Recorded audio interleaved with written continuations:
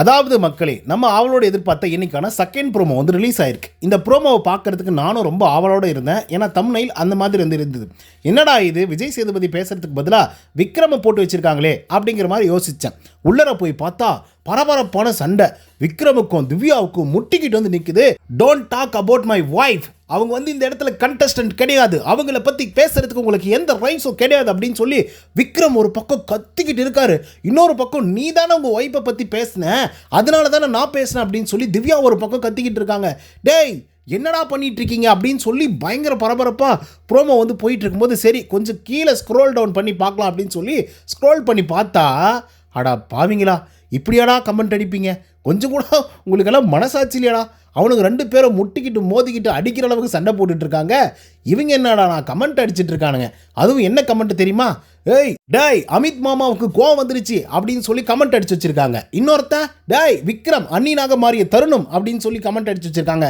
ஏன்னா அவ்வளோ தூரம் சண்டை போட்டுட்டு இருக்காங்க, நீங்கள் என்னடா அவங்க சண்டையை வச்சு ஃபன் பண்ணிட்டு இருக்கீங்க அப்படிங்கிற மாதிரி வந்து பார்த்தீங்கன்னா செம ஃபன்னாக வந்துருக்குதுன்னு வச்சுக்கோங்க கமெண்ட்டு. ஆனால் உண்மையாலுமே விக்ரம் அவர்களுக்கும் நம்ம திவ்யா அவர்களுக்கும் என்னதான் சண்டை? ஏன் நம்மளுடைய திவ்யா அவர்கள் விக்ரமுடைய ஒய்ஃபை பற்றி பேச வேண்டிய அவசியம் என்ன இருக்குது? அப்படி என்ன விக்ரம் அவர்கள் அவங்க ஒய்ஃப் சொன்னதை வந்து திவ்யா கிட்ட கன்வே பண்ணார் அப்படிங்கிறத பற்றிலாம் இந்த வீடியோவில் முழுசாக பார்க்க போகிறோம். ஸோ இந்த வீடியோக்கு போகிறதுக்கு முன்னாடி நம்மளோட சேனலை சப்ஸ்கிரைப் பண்ணாதவங்க சப்ஸ்கிரைப் பண்ணி வச்சுக்கோங்க. பக்கத்தில் ஒரு வெள்ளைக்கான இருக்கும், அதையும் ப்ரெஸ் பண்ணி ஹாலில் போட்டுக்கோங்க. அப்போ தான் நாங்கள் அப்டேட் பண்ணுற ஒவ்வொரு விஷயமும் உங்களுக்கு நோட்டிஃபிகேஷன் வந்து சேரும். அதுதாண்டி இந்த வீடியோவுக்கு குறைஞ்சபட்சம் ஒரு 1000 லைக்கான எதிர்பார்க்குறோம். ஸோ லைக்கை போடுங்க, வீடியோ பாருங்கள். வாங்க இன்று வீடியோக்குள்ள வந்து போகலாம். முதல் விஷயம் என்ன அப்படின்னு பார்த்தீங்கன்னா, இன்றைக்கி கனி அவர்கள் எவிக்ட் ஆகி வெளியே போகிறாங்க. ஸோ எவிக்ட் ஆகி வெளியே போனதுக்கு அப்புறம் தான் மேபி ஏன்னா ராஜமாதாவாக இருந்த ஒரு ஆளவங்க, அன்பு கேங்குக்கு லீடராக இருந்தவங்க, அதே போல் கனி அவர்களுக்கும் நம்ம விக்ரம் அவர்களுக்கும் ரொம்ப பெரிய ஒரு அன்பும் பந்தமும் வந்து பார்த்திங்கன்னா வீட்டுக்குள்ளே வந்து இருந்தது. எதுவும் பேசுகிறதா இருந்தாலும் ரெண்டு பேர் தான் உட்காந்து பேசுவாங்க. அது பார்வதிக்கு எதிராக இருந்தாலும் சரி, திவ்யாவுக்கு எதிராக இருந்தாலும் சரி. ஆனால் லாஸ்ட் வீக் முழுக்க ரெண்டு பேரும் பேசிக்கிட்டது யாரை பற்றி அப்படின்னு பார்த்தீங்கன்னா திவ்யாவை பற்றி தான் அதிகமாக பேசிக்கிட்டாங்க. ஏன்னா பார்வதியாவது பரவாயில்ல, நான் கேமுக்காக இதெல்லாம் பண்ணுறேன், இது கேமுடா, நான் அப்படி தான்டா விளையாடுவேன் அப்படின்னு சொல்லிட்டு வந்து விளையாடுறாங்க. பட் திவ்யா வந்து அப்படி கிடையாது. எப்படி பார்த்தாலும் அவங்க வந்து பார்வதியை விட மோசமாக வந்து நடந்துக்கிறாங்க. இது கேமாக எடுத்துக்கிறதா இல்லை எமோஷ்னலாக எடுத்துக்கிறதா இதை பர்சனலாக எடுத்துக்கிறதா அப்படிங்கிறதே அவங்களுடைய பிரச்சனையில் வந்து என்னால் கண்டுபிடிக்கவே முடியல. ரொம்ப வந்து பண்ணுறாங்க, விக்ரம் எதுவுமே பண்ணல அப்படின்ற மாதிரி சொல்கிறாங்க. ஸோ இந்த மாதிரிலாம் பண்ணுறாங்க அப்படின்ற மாதிரி நம்ம திவ்யாவை பற்றி விக்ரம் அவர்களும் கனி அவர்களும் பேசிக்கிட்டதை உங்களால் பார்த்துருக்க முடியும். எபிசோட்லேயும் காமிச்சிருப்பாங்க, அண்ட் லைவ்லேயும் நீங்கள் உங்களால் பார்த்துருக்க முடியும். ஸோ இப்போ என்னடா பிரச்சனை அப்படின்னு கேட்டிங்கன்னா, கனி அவர்கள் எவிக்ட் ஆகி வெளியே போயிட்டாங்க. ஓகேவா? ஸோ இதுக்கு காரணம் யார் அப்படின்னு சொல்லி ஒரு பேச்சு வந்து வந்திருக்கும். ஸோ அப்போது யாராக இருந்திருக்கும்? நம்ம விக்ரமாக இருந்திருக்கலாம். ஏன்னா விக்ரம் அவர்களால் தான் கனி அவர்கள் எவிக்ட் ஆகி வெளியே போயிட்டாங்க அப்படிங்கிற ஒரு தாட் வந்து பார்த்திங்க அப்படின்னா திவ்யா கணேஷ்க்கு ஓடி இருக்கும். அண்ட் ஒன் மோர் என்னென்னா, இதே சண்டையில் ப்ரோமோவை கொஞ்சம் ஸ்லோ பண்ணி பார்த்தீங்க அப்படின்னா அதில் திவ்யா அவர்கள் என்ன சொல்கிறாங்க அப்படின்னா, நீங்களும் உங்கள் ஒய்ஃபும் எப்படி விக்ரம் நீயும் உன் ஒய்ஃபும் வந்து பேசிக்கிட்டு நான் ஒட்டு கேட்டேன் அப்படின்னு சொல்ல வரியா அப்படின்னு வந்து திவ்யா கணேஷ் அவர்கள் வந்து பார்த்திங்க அப்படின்னா அவங்க வாயால் அவ்வளோ பெரிய சண்டையில் வந்து சொல்லிகிட்டு இருக்காங்க. ஸோ மேபி விக்ரம் அவர்களும் நம்மளுடைய அனிதா அவர்கள், அதாவது விக்ரமுடைய ஒய்ஃப், இவங்க ரெண்டு பேரும் பேசுகிறத திவ்யா அவர்கள் ஒட்டு கேட்டாங்க அப்படிங்கிற மாதிரி ஏதாவது விக்ரம் அவர்கள் கன்வே பண்ணிட்டாரோ, இல்லை அவர் வேறு மாதிரி கன்வே பண்ணதை இவங்க புரிஞ்சுக்கிட்டாங்களா அப்படிங்கிறது தெரில.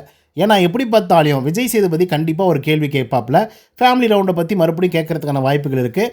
ஸோ அப்படி இருக்கும்பொழுது வந்து பார்த்திங்க அப்படின்னா திவ்யாவை பற்றி நம்ம விக்ரம் அவர்கள் எக்ஸ்போஸ் பண்ண ஆரம்பிச்சிட்டார். ஏன்னா நேற்றுக்கு எபிசோட்லேயே பார்த்திங்க அப்படின்னா திவ்யாவை பற்றி தான் வந்து சொல்லியிருப்பாங்க. ஓகேவா? ஸோ அதனை தொடர்ந்து வந்து பார்த்திங்க அப்படின்னா இன்றைக்கும் அதே மாதிரி ஒரு விளையாட்டை வந்து விளையாடிருப்பாங்க. அதில் பெரிய பிரச்சனையாக இருக்கும். அந்த பிரச்சனையால் தான் இவ்வளோ பெரிய சண்டை நடந்திருக்கும். ஸோ இதில் இன்வால்மெண்ட் யாரோட இது இருக்குது அப்படின்னு பார்த்தீங்கன்னா கனி திரு அவர்கள் எவிக்ட் ஆகி போனது ஒரு காரணமாக இருக்கும்.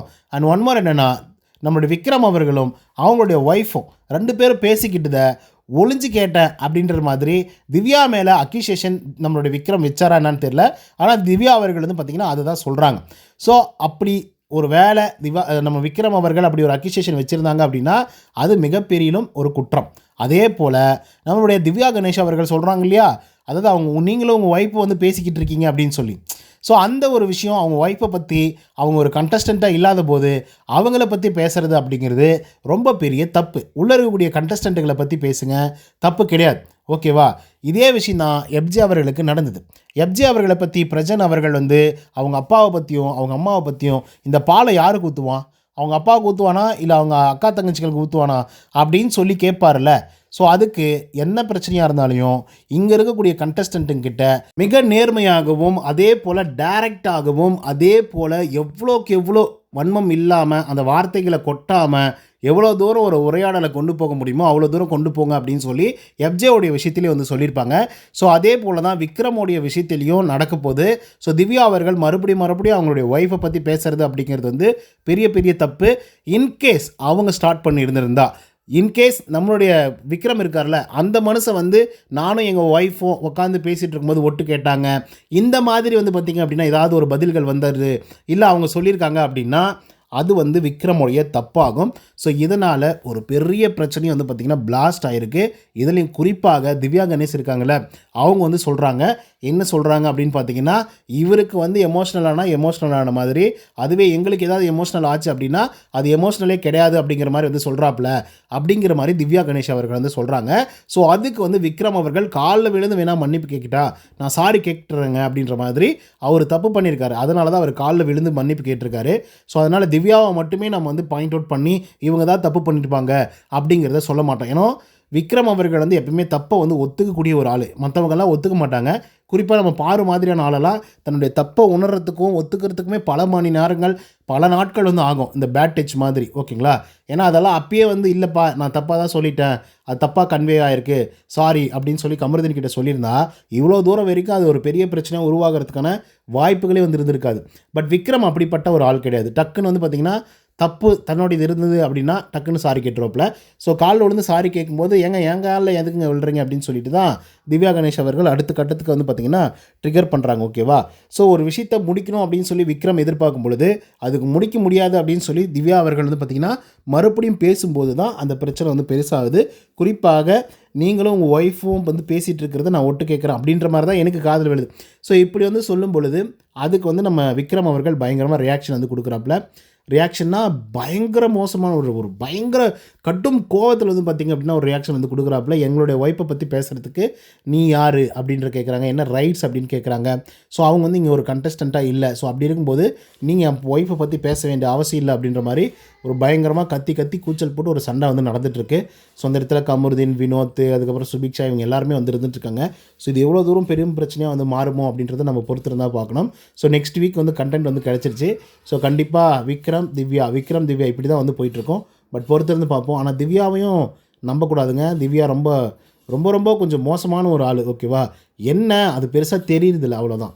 அண்ட் அவங்க பேசுகிறதே வந்து பார்த்திங்கன்னா பயங்கர கடுப்பாகிற மாதிரி தான் பேசுவாங்க. அண்ட் லிட்ரலாக கத்திக்கிட்டே வந்து இருப்பாங்க. ஓகேவா? ஸோ அப்படிப்பட்ட ஒரு குவாலிட்டிஸ் இருக்கக்கூடிய ஒரு ஆள் தான் திவ்யா. அதை நம்ம பொறுத்திருந்தால் பார்க்கணும். ஓகே மக்களே, இந்த பிரச்சனையை பற்றி நீங்கள் என்ன நினைக்கிறீங்க அப்படிங்கிறத கமெண்ட்ஸில் சொல்லுங்கள். இந்த வீடியோ பிடிச்சிருந்தால் லைக் அண்ட் சப்ஸ்கிரைப் பண்ண மறந்துடாதீங்க. நன்றி, வணக்கம்.